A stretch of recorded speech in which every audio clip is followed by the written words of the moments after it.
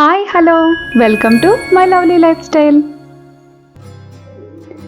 ఈరోజు వీడియో అయితే ఎస్టర్డే నేను శుక్రవారం ఐశ్వర్య దీపం పెట్టుకున్నానండి. ఆ వీడియోయే మీతో షేర్ చేసుకుంటున్నాను. ఫస్ట్ అయితే నేను నా దేవుడి మందిరం అంతా శుభ్రం చేసుకుని ప్రతిమలు అన్నింటికి పువ్వులు పెట్టేసుకున్నానండి. మీకు తెలుసు కదా, నాకు మందిరం చిన్నది కాబట్టి ఏదైనా ప్రత్యేక పూజలు ఉంటే ఎదురు పీట వేసుకుంటాను. సో పీట అది వేసేసుకున్నాను. సో ఐశ్వర్య దీపం పెట్టడానికి ఒక పెద్ద ప్రమిద, చిన్న ప్రమిద, అలాగే కింద ఒక ఇత్తడి పళ్ళం ఉండాలండి. సో ఇవన్నీ ముందుగానే నేను నీట్గా క్లీన్ చేసేసుకుని పక్కన పెట్టేసుకున్నాను. ఇత్తడి పళ్ళం తీసుకొని ఇప్పుడు దానికి బొట్లు పెట్టుకుని పీఠం మీద పెట్టుకోవాలండి. చాలామంది ఐశ్వర్య దీపం పెట్టుకుంటే ఇంట్లో మీకు ఐశ్వర్యం వచ్చేస్తుంది, లక్ష్మీదేవి ఇంకా అలా తిష్ట వేసుకొని కూర్చుంటుంది, మీకు డబ్బుకు అసలు లోటు ఉండదు అని చెప్తారు. అదంతా కాదండి. ఇలా మనం ప్రతి శుక్రవారం ఉప్పు దీపం పెట్టుకోవడం వల్ల మన ఇంట్లో నెగిటివిటీ ఏమైనా ఉంటే పోయి మనకంతా పాజిటివ్గా ఉంటుందన్నమాట. అంటే నెగిటివ్ పోవడం అంటే ఏంటి, నెగిటివ్ పోయిందంటే ఆటోమేటిక్గా మంచి జరుగుద్ది కదా, అది అంతకు మించి ఇంకేం కాదండి.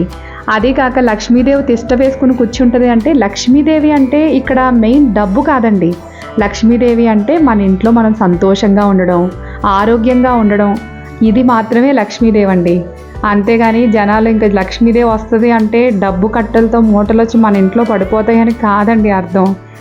ఇంకా ఇప్పుడైతే ఆ పళ్ళెంలో 5 తమలపాకులు తీసుకుని వాటిని శుభ్రం చేసుకుని బొట్టు పెట్టుకుని ఇలా రౌండ్గా మనం పళ్ళెంలో ఇగోండి ఇప్పుడు చూపిస్తున్నాను కదా అలా పెట్టుకోవాలి. ఇప్పుడు మనం ఎందులో అయితే ఉప్పు దీపం వెలిగించుకోవాలనుకుంటున్నామో ఆ పెద్ద ప్రమిదని మొత్తం అంతా పసుపు పూసుకుని బొట్లు పెట్టుకోవాలండి. లక్ష్మీదేవి ఇలా దీపాలు పెడితే వచ్చి కూర్చుని మనకి డబ్బులంతా ఇచ్చేస్తుందంటే ఇంకెవ్వరూ కష్టపడరండి. ఎంత ఖర్చు అయినా సరే, అప్పు చేసైనా సరే హోమాలు పూజలు చేయడం స్టార్ట్ చేసేస్తారు. మనం కష్టపడందే ఏదీ రాదండి. మన కష్టానికి దైవబలం తోడుంటుందేమో కానీ మనం కష్టమే పడకుండా దైవమే అన్నీ చేస్తుందని ఎప్పుడు కూడా ఎదురు చూడకూడదు. అలాగే మనం ఏం పని చేసినా ఆ పనిలో భగవంతుని తలుచుకుని చేస్తే ఆ పని తప్పకుండా సక్సెస్ అవుతుందని నేనైతే నమ్ముతానండి. అలాగే ఎవరి పూజా విధానం వాళ్ళదండి. ఎందుకంటే వాళ్ళ ప్రాంతాలను బట్టి వాళ్ళ పూజా విధానాలు ఉంటాయి. ఇప్పుడు హైదరాబాద్ సైడ్ బోనాలు ఉంటాయి, విజయనగరం సైడ్ అమ్మవారి పండుగలు, ఊరుగు పండుగలు ఉంటాయి. అవి కొంతమందికి తెలియకపోవచ్చు. అంతేకాని మీరేంటి ఇలా చేస్తున్నారు, ఈ పూజ ఇలా చేయకూడదు, ఇన్ని విగ్రహాలు పెట్టారేంటి, లేదంటే కృష్ణుడిని అంత పెద్దది పెట్టుకున్నారేంటి, అలా పెట్టుకోవచ్చా అని ఎవరి పూజనన్నా మనం అలా విమర్శించామనుకోండి, అది మహాపాపం అండి. ఎందుకు ఎవరి పూజ వాళ్ళ ఇష్టం, వాళ్ళ మనశ్శాంతి కోసం లేదా భగవంతుడితో వాళ్ళు కూర్చొని మాట్లాడుకోవడానికో ఎవరి విధానంలో వాళ్ళు చేసుకుంటారు.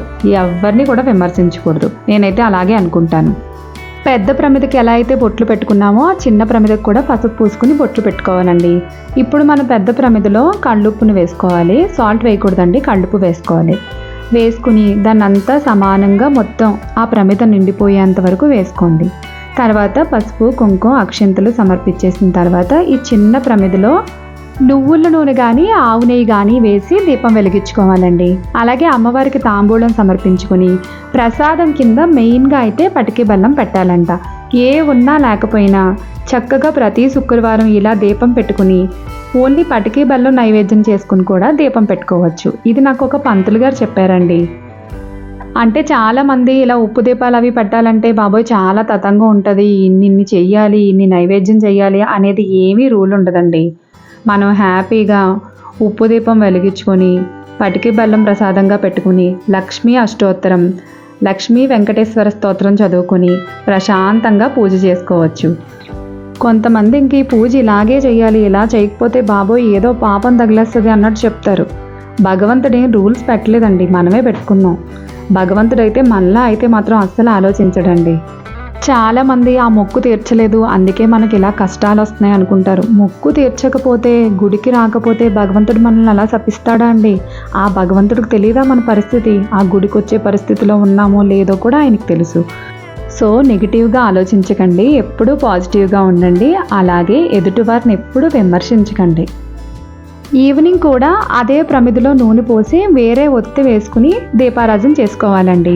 మరుసటి రోజు అంటే శనివారం నాడు పొద్దున్నే మాత్రం మనం స్నానం అవి చేసేసుకుని ఆ ఉప్పునైతే ప్రవహించే నీటిలో కలపాలి. కానీ ఇప్పుడు సిటీస్లో మనకు అవకాశం లేదు కాబట్టి కొన్ని వాటర్ తీసుకుని అందులో ఆ ఉప్పునంతా వేసేసి ఏదైనా చెట్టు మొదల్లో వేసేసుకోండి.